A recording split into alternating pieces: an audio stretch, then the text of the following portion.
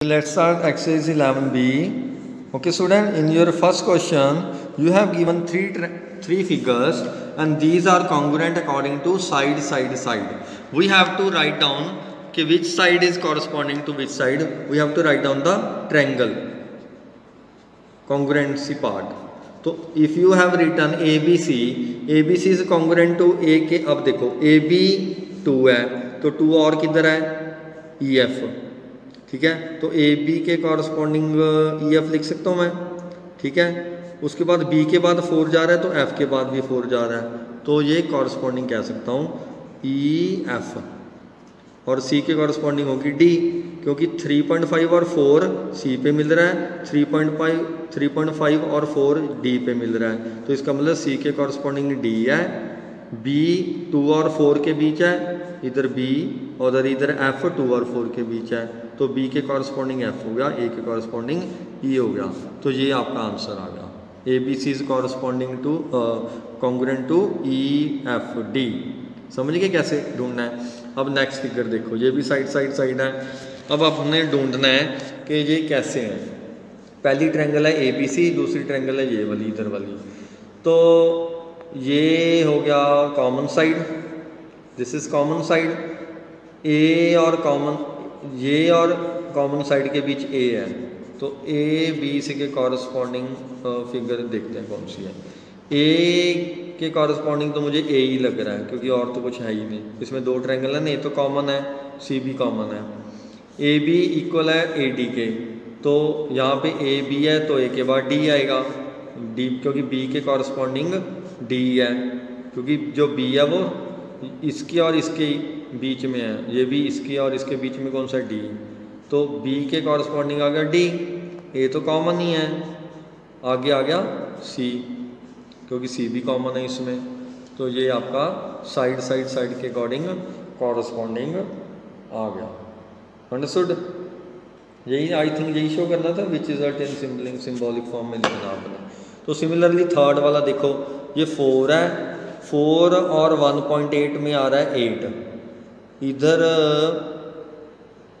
इधर इधर 3 और 3 तो सेम है, ठीक है।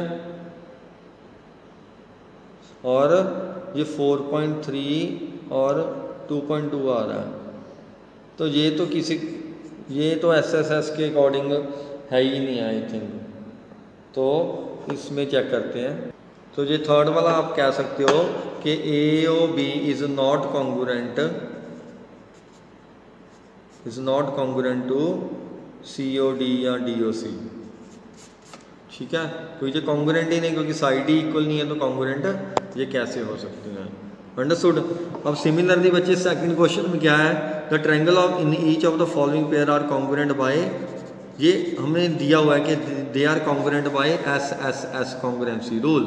Right the congruence of the each pair of the symbolic form. Okay, तो अब देखो ए बी के कॉरस्पॉन्डिंग कौन सी है, सी डी, तो अब हमने इसको उसके अकॉर्डिंग लिखना है। तो you can say that A O B is congruent to, A किसके बीच है, 3 और 2 के बीच, 3 और 2 के बीच कौन सा सी, तो इधर सी आएगा। फिर ए ओ तो कॉमन ही है, ठीक है, और तीसरा आ गया डी, तो इसका आंसर ये आ गया। सिमिलरली ये देखते हैं, इसमें 3 और 6.5 के बीच आ रहा है। अगर मैं यहाँ पे पहले लिखूँ ए बी एंड सी, तो ए के कॉरस्पॉन्डिंग कौन सा है, 3 और 6.5 के बीच ई, ठीक है। आगे है ये 90 डिग्री, ये भी 90 डिग्री है, तो बी के कॉरस्पॉन्डिंग आ रहा है एफ, और सी के कॉरस्पॉन्डिंग रह गया हमारा डी, तो ये इसका हो गया। थर्ड में है which the following pair of the triangle are congruent, ये कॉन्ग्रुएंट हैं, कह रहा है वो, these are congruent. Find the length of unknown side, unknown side की लेंथ फाइंड आउट करनी है। अब देखो 3.5 ये रही, ये पी का 3.5 है, ये 4.5 है, ये 2.1 है। ये साफ दिख रहा है कि जो ये रहेगी ये 2.1 है, और यहाँ पे जो रहेगी ये 4.5 है। तो इसको आई थिंक बुक भी कर लो, ये तो करने की जरूरत नहीं है। ये 5 और 3 है, ये 5 और 4 है, तो 5 तो कॉमन होगी, तो इसका मतलब एक 4 है, एक 3 है, बस समझ गए ना, इजी है जी।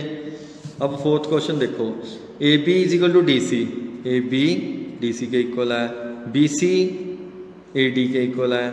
अब वो कह रहा है कॉन्ग्रुएंट है ये, कैसे, हाउ? ये देखो ए सी कॉमन आ गया, दो साइड्स तो इक्वल दी हुई हैं हमें, तो थर्ड साइड इसकी कॉमन है, तो यू कैन से दैट, पहले तो जो कॉमन है जो गिवन है वो लिख लो, A B is equal to D C, ठीक है। फिर उसके बाद क्या गिवन है, B C is equal to A D. तो थर्ड साइड हमें गिवन है, मतलब गिवन तो नहीं है पर हमने खुद इसको लोकेट करना है कि ए सी इज कॉमन। तो you can say that by side rule triangle A B C is congruent to triangle A B, और इधर ए बी सी ऐसे 1 और 2 के बीच गया, 1 और 2 के बीच गया, तो ये जाएगा सी डी ए, ऐसे कॉन्ग्रुएंट होगा, क्योंकि ए के कॉरस्पॉन्डिंग कौन सा एंगल है, सी। देखो ए है हमारा कॉमन साइड और सिंगल के बीच, सी भी हमारा कॉमन साइड और सिंगल के बीच है, और बी जो हमारा सिंगल और डबल के बीच है, डी हमारा सिंगल और डबल के बीच है, तो बी के कॉरस्पॉन्डिंग डी आ गया। समझिए नहीं कैसे फाइंड आउट करना है। तो सिमिलरली बच्चे नेक्स्ट क्वेश्चन में देखो ध्यान से, you have next question 5 onwards, right. तो हमारे पास 80 क्वेश्चन है इस एक्सरसाइज में, ये मैं आपको बाद में एक्सप्लेन करता हूँ बोर्ड में। So student your fifth question is ABC is an isosceles triangle with AB is equal to AC। ये हमें गिवन है, ये हमें गिवन है, ठीक है।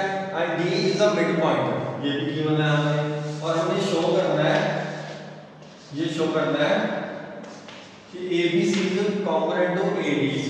Now how to do this question, so proof कैसे लिखोगे, इन ट्रायंगल, सबसे पहले आप ट्रायंगल लिखोगे, कौन सी कॉन्ग्रुएंट करनी है, ABC एंड ADC।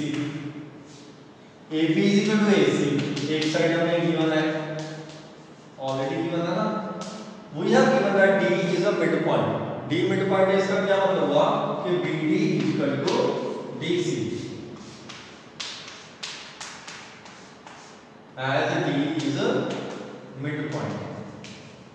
समझिए क्यों है, BD DC के इक्वल है। And third side is AD and AD common है, उसमें भी है, इस ट्रायंगल में भी AD आती है और दूसरे ट्रायंगल में भी AD आ रही है। तो bye side rule you can say that triangle ABC is congruent to triangle ADC, congruent हो गई, राइट। यहाँ तक हो गया। now we have given that if angle B is, अगर एंगल B हमें x की फॉर्म में गिवन है 3x plus 10 and angle C is 70, so find the value of x. You know that B is a ABD आएगा, ठीक है, ABD है, book में देख लेते हैं, हाँ ABD है, सॉरी ACD है ना, यहाँ पे ठीक कर लेना, यहाँ पे ABD है, ठीक है। You know that B is corresponding to C, ABD is congruent to ACD, तो B कॉरस्पॉन्डिंग है C के, ACD आएगा यहाँ पे। पता नहीं मैं शायद नेक्स्ट क्वेश्चन की ना लिख लिया हूँ, ठीक है, मुझे लगता है गलती से नेक्स्ट क्वेश्चन की मैंने ये लिख ली, तो यहाँ पे ACD आएगा, राइट। तो now you have seen that B is corresponding to C, it mean यहाँ पे दिख भी रहा है कि B C के इक्वल है, क्योंकि ये आइसोसलेस ट्रायंगल है, तो you can say that B is equal to C। अगर एंगल B एंगल C के इक्वल है तो x की वैल्यू क्या आएगी, पुट कर दो, ये उधर जाके माइनस हो गया, तो x की वैल्यू आ गई 20/2। तो यही हमने फाइंड आउट करना था, अंडरस्टूड। ओके बच्चे, 6 question you can try to yourself, उसमें हमने बस स्क्वायर किया हुआ है, बहुत इजी है वो कॉन्ग्रुएंट प्रूफ करना। If you field out you can ask me. Now let us discuss the 7th question. You have given that A B equal to D C, right, ये सिंगल है sorry, and C A ये जो diagonal है that is equal to another diagonal B D. We have to show that triangle A B C is congruent to triangle D C B. तो ये congruent करना है, तो साफ ही दिख रहा है हमें कि इन ट्रायंगल प्रूफ क्या होगा इसका, जो ट्रायंगल कॉन्ग्रुएंट करनी है पहले उसको लिख लो कि हम ये वाली ट्रायंगल कर रहे हैं कॉन्ग्रुएंट डी सी बी। तो ए बी सी में दो साइड्स में गिवन ही है A B equal to D C, इसमें ए बी इसमें डी सी, और सेकंड साइड ए सी और दूसरी साइड डी बी, ये भी गिवन है, ये तो गिवन ही है हमें। थर्ड साइड कौन सी है जो दोनों में है जो कि इक्वल है, वो है हमारी साइड BC, BC कॉमन है दोनों में आ रही है, तो सेम पिछले क्वेश्चन जैसे ही हो गया ना, तो ये हो गया कॉन्ग्रुएंट होगी by side side side rule, ABC is congruent to DCB। Now let us discuss the last question, 8th question। अब बच्चे ये 8th क्वेश्चन की डायग्राम है, you have given that ये दोनों आइसोसेलेस ट्रायंगल है, ये B और ये B। We have to show that triangle ADB is congruent to ADC। ये साइड इसकी इक्वल है, गिवन है, ये साइड इसकी इक्वल है, गिवन है, तो थर्ड साइड आ गई AD जो कि कॉमन है, तो हम कह सकते हैं ट्रायंगल AD। आप समझ गए ना प्रूफ कैसे करना है, ये हमने पहले प्रूफ करना है कि ADB is congruent to triangle ADC, क्योंकि हमें गिवन है AB is equal to AC एक साइड ये गिवन है, BD is equal to DC ये भी गिवन है, थर्ड साइड कौन सी है AD जो कि कॉमन है, तो by S rule triangle ADB is congruent to triangle ABC, ये कॉन्ग्रुएंट होगी। अब वो कह रहा है इफ एंगल BAC ये रहा, सॉरी ये पूरा BAC 40 है, ठीक है, एंड BDC 100 है, तो फाइंड एंगल करो ABD, ये वाला एंगल फाइंड आउट करो, ठीक है। तो ये कैसे करना है अब इसको देखते हैं। अब देखो एज इट इज कॉन्ग्रुएंट ये 40 है पूरा, तो ये हाफ हाफ हो गया क्योंकि कॉन्ग्रुएंट है तो इक्वल होगा 20 तो you can say that if angle BAC is 40 as, क्योंकि ये कॉन्ग्रुएंट है तो ये 20 हो गया, तो you can say that angle BAD is 20, ये 20 हो गया, समझ गए ना कैसे। अब ये 20 है और इधर भी 20 आ गया। Now we have to find, हमने फाइंड कौन सा करना है, तो बच्चों we have to find angle ABD find out करना है,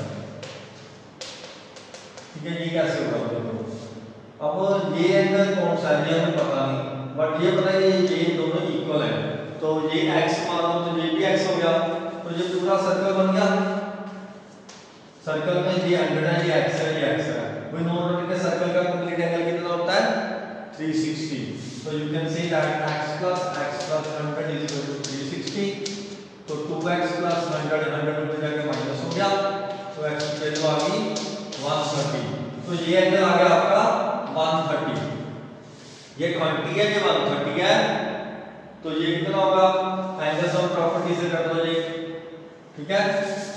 इन ट्रायंगल AD, ये कौन सा है ABCD, ये D था, तो इन ट्रायंगल ADB